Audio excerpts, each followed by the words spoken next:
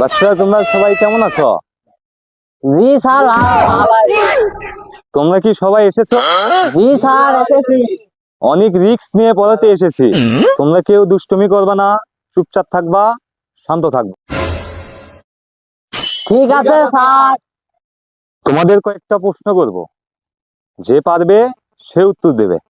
ঠিক আছে স্যার। দ্বিতীয় মুক্তিযুদ্ধ কবে হয়েছিল কে বলতে পারবা? আমি পারবো স্যার। ঠিক আছে, তাহলে বলো। স্যার, দ্বিতীয় মুক্তিযুদ্ধ হয়েছিল প্রথম মুক্তিযুদ্ধের পরে, তৃতীয় মুক্তিযুদ্ধের আগে। চুপ বেয়াদব, তুমি কেমন পারবা সেটা জানি। এখন আমার দ্বিতীয় প্রশ্ন, শামসুল বানান করতে পারবে কে? বলো। স্যার, আমি পারবো। আচ্ছা ঠিক আছে, বলো। স্যার, সামনে চুল পিছে চুল, শামসুল। তোমরা কি পড়তে আছো না ফাজলামো করতে আছো? এখন তোমাদের 3 নম্বর লাস্ট একটা প্রশ্ন করব, দেখি কে বলতে পারো।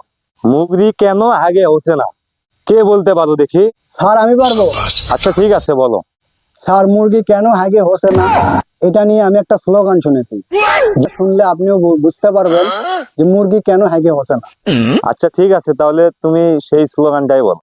একটি বিশেষ ঘোষণা, মুরগি হাগে হসে না।